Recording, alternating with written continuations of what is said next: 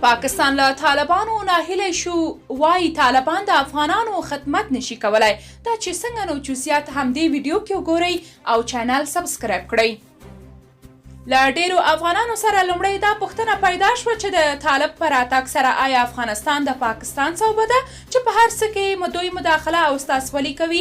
پر طالبانو همدا انتقاد دی چې ولې ځان د پاکستان له انحصار او فشار څخه ځان نه خلاصوي. اوس عمران خان تازه پر طالبانو باندې تور لګولی چې حکومت ولې نشي کولی او خلکو ته اوس خدمات نشي وړاندې کولی. عمران خان وویل چې په افغانستان کې پیښیدونکی بشري او اقتصادي بحران د اندېښنې وړ دی.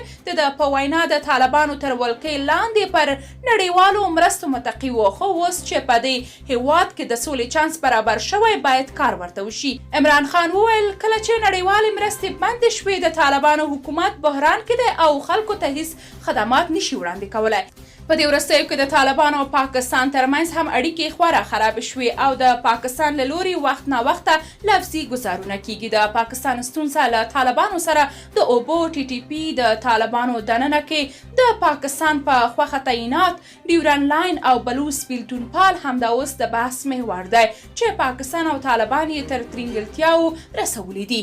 پاکستان او طالبان تر اوسه پر ډیورن فرضي کرښه نښتې ترسره کړې، همدارنګه یې د حل لپاره هم تر اوسه کوم اقدام نه دی کړی. کله چې طالبان افغانستان کې بریالي شوي د پاکستان شکایت نور هم زیات شوی. هغوی ویلي چې د اګست میاشتې وروسته په دې هیواد کې ناامني زیاتې شوې او له امله یې سلګونه پاکستاني عسکر ووژل شوي. په ورته وخت کې د پاکستان یو شمېر چارواکو تور لګولی چې د افغانستان خاوره د دوی پر ضد استعمالیږي او کوم بریدګر چې په دې هیواد کې بریدونه کوي نو د افغانستان له خاورې د هیواد ته اوړي او هلته پاکستاني عسکر په نښه کوي چې تر اوسه د دوی په وینا د پاکستان د اندېښنې ته کوم ځواب نه دی ویلی.